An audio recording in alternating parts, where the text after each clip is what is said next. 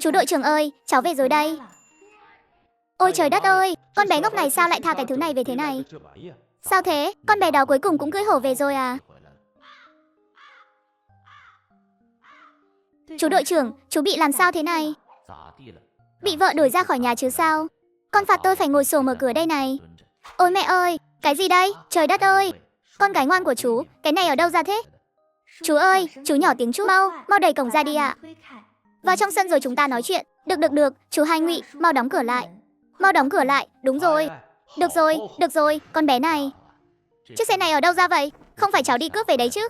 Cháu có đánh người ta bị thương không đó? Chú nói xem chú đang nghĩ cái gì thế? Cái này không phải cháu đi cướp đâu. Đây là cháu tìm thấy ở trạm thu mua phế liệu trên huyện đó. Tìm được cái khung xe. Sau đó mượn dụng cụ ở đó để sửa lại cho tốt.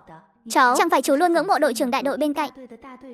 Vì người ta có một chiếc xe 3 bánh sao? Giờ thì không cần phải ngưỡng mộ nữa rồi. Chú cũng có rồi nè. Cái gì? Tôi cũng có xe 3 bánh rồi sao? Tuy nhà tôi cũng có một chiếc xe đạp khung ngang đời cũ. Nhưng đây là loại 3 bánh cơ mà. Đúng rồi. Nhưng chú nhớ nhé. Ra ngoài cứ nói là chú nhờ bạn chiến đấu mua hộ xe cũ. Lúc nãy vào làng cháu cũng nói như vậy rồi. Chú Hai Ngụy cũng nhớ lấy. Đừng có nói hớ ra đấy. Vợ tôi nói không sai chút nào. Con bé này thật không bó công yêu thương. Còn tốt hơn gấp trăm lần những kẻ chỉ biết mồm mép nhưng lòng dạ thì lạnh lùng. Chú à, chú bình tĩnh chút đi. Chú đừng có mà khóc đấy nhé. Cháu sợ, đi, cái con bé không biết lớn nhỏ này. Chú là đấng nam nhi đại trượng phu sắt đá. Sao có thể khóc nhè được chứ? Vậy chiếc xe này giao cho chú nhé. Xe vẫn chưa đi đăng ký đóng dấu ở đồn công an đâu. Ngày mai chú nhớ đạp đi làm thủ tục nhé. Cháu đợi một lát, để chú bảo thím cháu về lấy tiền đưa cho cháu. Tiền nong gì chứ? Và lại cũng đâu có tốn tiền. Sao lại không tốn tiền cho được? Là chỗ cụ Dư ở trạm thu mua phế liệu ấy. Được rồi, đã biết quan hệ giữa chú và cụ Dư rồi thì nên hiểu rõ là thứ này chú thật sự không tốn tiền mua. Con bé này, tối nay ở lại ăn cơm luôn đi. Không được từ chối đâu đấy. Không thì chú đi gọi thím và chị con về ngay đây. Được, con ăn mà. Sau khi Bạch Nặc dùng cơm tối ở nhà họ Ngụy xong thì quay về khu tập thể thanh niên trí thức. Lúc quay về trời đã bắt đầu sẩm tối. Khi rẽ vào con đường dẫn tới khu tập thể, từ xa đã thấy mấy bóng người đang đi tới hướng này. Đồng chí Bạch, sao giờ này mọi người lại ra ngoài thế? Bọn chị thấy trời tối rồi mà em vẫn chưa về. Đồng chí Phương gần đây lại không có ở đây, nên định ra ngoài đón em một chút. Mọi người yên tâm đi. Em không sao, chỉ là mày đứng buôn chuyện với chị Giai Giai thôi, nên mới về muộn thế này. Đi thôi, chúng ta về thôi. Hasi, ngày mai lại phải đi làm rồi. Cứ tưởng vụ xuân đã đủ mệt rồi. Không ngờ công việc tháng 6 còn mệt hơn. Thật ra tớ không muốn khóc đâu. Tớ thề là tớ thật sự không muốn khóc. Nhưng tớ không kìm lòng được. Không sao, giờ cậu đừng nói nữa. Chị xin cậu đấy. Chị thật sự không cần cậu an ủi đâu. Ha, có chuyện gì thế? Cười gì vậy? Tôn Ngọc Khê vừa cười vừa kể cho Thanh Tuyết Hoa nghe về chuyện xảy ra trên đường vào cái ngày đầu tiên ba người bọn họ mới tới. Tuyết Hoa lúc đó trông thảm lắm, nước mắt rơi lã chã. Chị vất vả là mới dỗ dành được, vậy mà nặng mặt mày nghiêm trọng phán một câu. Đây mới chỉ là bắt đầu thôi. Sau này những ngày tháng khổ cực hơn còn nhiều lắm. Cậu đừng khóc nữa thì hơn, để dành nước mắt cho sau này đi. Đồng chí Bạch, có ai an ủi người khác kiểu như cậu không? Với cả nữa, Tuyết Hoa, sao cậu có thể khóc đến nỗi chảy cả nước mũi thế kia? Mấy người vừa cười đùa vừa quay trở về khu tập thể.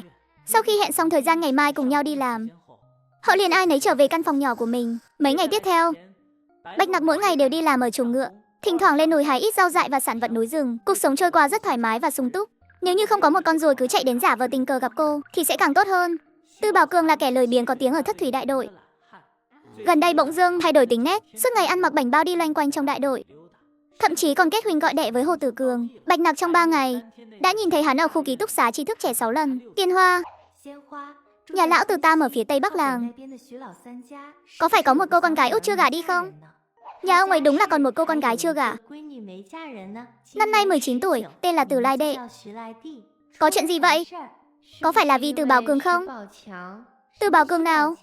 Hắn làm phiền cậu đến mức muốn chót luôn à? Dạo này Từ Bảo Cường cứ hay chạy đến đội chăn nuôi. Không là cố tình tạo ra những cuộc gặp gỡ tình cờ với tôi trên đường, nói những lời mập mờ, nước đôi. Hơn nữa hoàn toàn không hiểu tiếng người, càng không biết nhìn sắc mặt. Chiều hôm nay, hắn còn định nắm tay tôi ngay trước mặt một bà thím, nhưng đã bị tôi tát cho một cái. Kết quả là bà thím đó còn tỏ vẻ như tôi không biết điều vậy.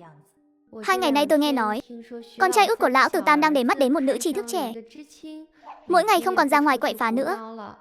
Đây là tư thế chuẩn bị cải tạo quy chính. Còn có người nói đây là chuyện tốt. Cái loại người tồi tệ như Từ Bảo Cường Đến Lưu Hí Nhi hay Trần Thúy Hoa cũng không xứng, mà cũng dám treo cao nhắm vào Nặc Nặc. Hắn muốn dùng tin đồn lãng tử quay đầu để ép Nặc Nặc. Người trong thôn nhìn hắn lớn lên. Nếu hắn trở nên tốt hơn, mọi người sẽ chỉ cảm thấy an lòng, nào có bận tâm đến ý nguyện của Nặc Nặc, thậm chí còn cảm thấy Nặc Nặc nên hy sinh bản thân. Dù sao trong mắt họ thì đây là chuyện tốt. Tạ Vệ Đông không biết đã đi tới từ lúc nào. Hai người họ liền nhìn nhau. Cậu có biết ở đâu có bao tải rách không? Phải thật rách, rách mướp luôn ấy. Biết rồi, ở bãi rác cạnh nhà vệ sinh công cộng phía tây làng. Đúng lúc có mấy cái bao tải rách ở đó. Chỗ tôi cũng đang có 2 đôi găng tay chưa dùng. Hay là để tôi lén đánh gãy một chân của hắn. Đánh hắn một trận thì đơn giản quá, chân có gãy thì vẫn còn cha mẹ chống lưng. Nhà Lão Tam họ từ trọng nam khinh nữ dữ dội lắm. 2 đứa con gái lớn đều bị gả bán để lấy xính lễ cao. Con rể không phải hạng vũ phu thì cũng là lão quả vợ. Cuộc sống sau khi cưới còn không bằng súc vật. Giờ còn sót lại đứa con gái út chưa dạng ngõ. Một là chưa tìm được mối nào hời. Quan trọng hơn là giữ lại để hầu hạ cậu con trai quý tử. Ở nhà ăn không no mặc không ấm, lại còn bị đánh đập chửi bới. Mấy ngày trước tôi có gặp một lần. Người trông u uất lắm, lúc nào cũng khom lưng cúi đầu. Tôi còn chẳng nhìn rõ mặt mũi ra sao. Mọi người bảo một người như vậy liệu trong lòng có không oán hận sao? Sau khi Bạch Nặc dứt lời, Tần Tuyết Hoa và Tôn Ngọc Khê nhìn nhau. Sau vài giây im lặng, đột ngột ngẩng đầu lên nhìn Bạch Nặc. Nghĩa là sao? Tôn Ngọc Khê trìu mến xoa đầu Tần Tuyết Hoa, rồi ghé tai cô ấy thì thầm vài câu. Này cô bé, cách này của em cũng thâm quá rồi đấy. Nhưng mà chị thích lắm nha. Ban đầu chị chỉ định đối phó với một tên thôi. Ai dè em định hốt trọn ổ cả nhà bọn họ luôn à? Sao lại tính là hốt trọn ổ được chứ? Em đây là đang giúp Từ Lai Đệ thoát khỏi bể khổ, làm lại cuộc đời, để sống như một con người thực sự. Sẵn tiện dẫm cái thằng em trai cặn bã của cô ta xuống bùn đen thôi mà. Mấy cô gái bàn bạc xong phương án. Tạ Vệ Đông và Du Kim im lặng đứng nghe bên cạnh. Kế hoạch của hai người họ là hỗ trợ cho mấy cô gái một tay.